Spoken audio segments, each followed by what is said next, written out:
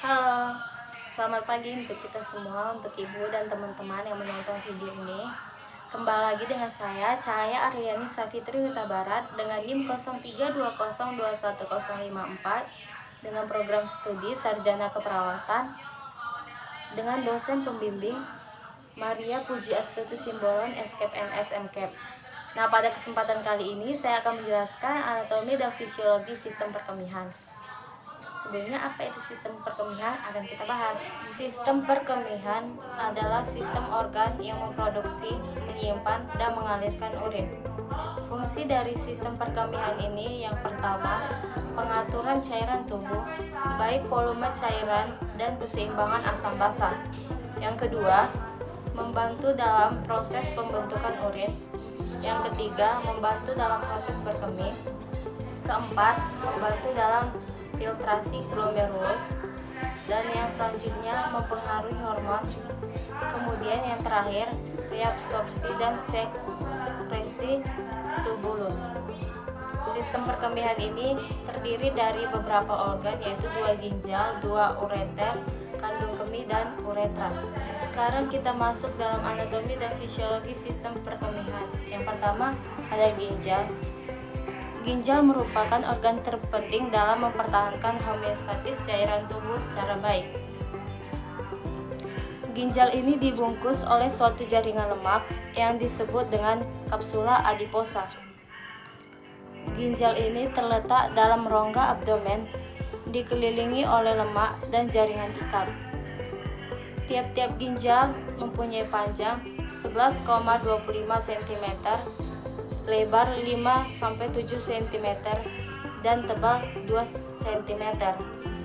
Ginjal memiliki fungsi yang pertama, mempertahankan homeostatis dengan mengatur volume cairan. Yang kedua, keseimbangan osmotik. Yang ketiga, keseimbangan asam basa dan ekskresi sistem metabolisme dan sistem hormonal dan homeostatis.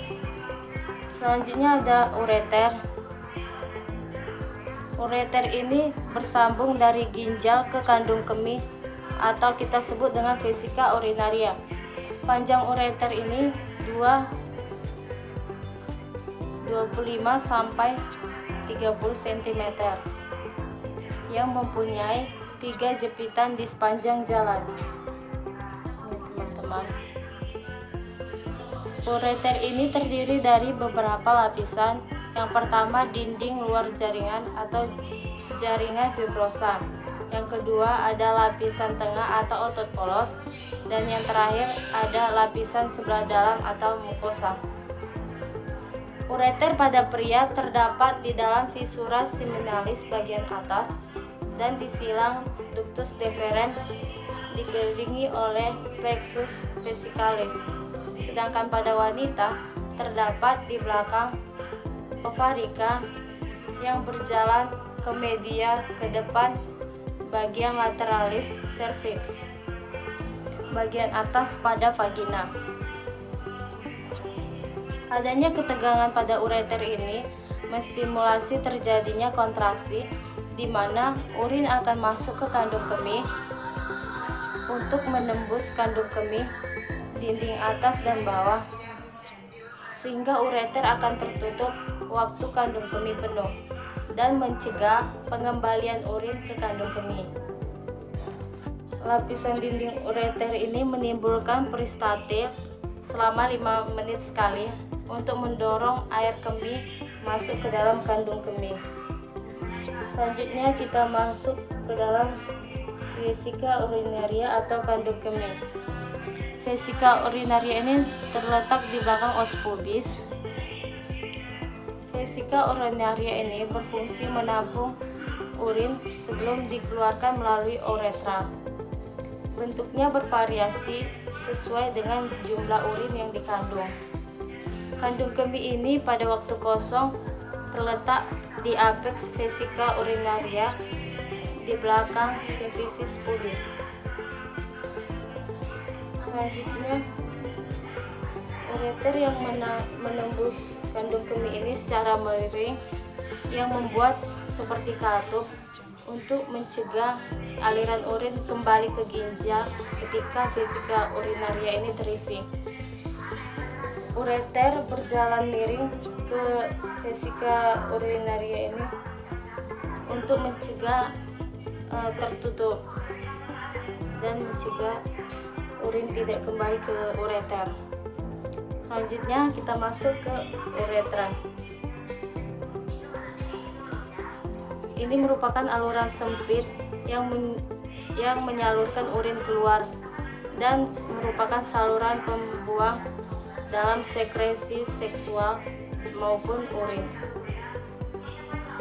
Uretra ini merupakan saluran yang menyambungkan ke lingkungan luar bagian tubuh. Pada pria, uretra ini di vesika urinaria sampai orifisium eksternal pada penis yang memiliki panjang 17,5 sampai 25 cm. Pada wanita, uretra ini terletak di belakang simfisis, sedikit miring ke arah atas, yang mempunyai panjang kira-kira 4 cm. Pada wanita, uretra ini terdiri dari 3 lapisan. Yang pertama ada muscularis, spongosa, dan lapisan mukosa sebelah dalam. Sekarang kita masuk dalam proses pembentukan urin atau mekanismenya. Glomerulus berfungsi sebagai ultrafiltrasi pada simpatik Bowman untuk menampung hasil prestasi dari glomerulus. Proses pembentukan urin ini terdiri dari beberapa tahap. Yang pertama ada proses filtrasi, yaitu dimulai dari filtrasi sejumlah besar cairan yang bebas protein dari kapiler glomerulus ke kapsula Bowman. Proses filtrasi ini atau ultrafiltrasi terjadi pada glomerulus. Proses ini terjadi karena permukaan aferen lebih besar dari deferen, sehingga terjadi penyerapan darah. Untuk mencapai proses filtrasi ini diperlukan beberapa tekanan. Yang pertama ada tekanan yang menyebabkan filtrasi. Ini merupakan hasil kerja jantung yang mendorong air dan garam melalui glomerulus. Yang kedua, ada tekanan yang melawan filtrasi. Tekanan hidrostatik cairan yang berada di dalam kapsul Bowman yang cenderung menarik air ke dalam pembuluh darah kapiler. Yang ketiga, ada tekanan yang melawan filtrasi yang disebut dengan filtrasi aktif. Sel darah dan plasma terlalu besar untuk dilakukan dengan cara ini. Susunan cairan filtrasi sama seperti susunan plasma darah, tetapi tidak ada proteinnya. Membran glomerulus bekerja sebagai suatu saringan biasa dan tidak memerlukan energi untuk proses yang terakhir ini. Yang kedua, ada proses reabsorpsi, yaitu penyerapan kembali sebagian besar terhadap glukosa, natrium, klorida, fosfat, dan ion bikarbonat. Proses ini terjadi secara pasif yang sering kita kenal dengan obligator reabsorpsi dan terjadi pada tubulus atas. Dalam tubulus ginjal ini, cairan filtrasi akan dipekatkan dan yang penting akan direabsorpsi.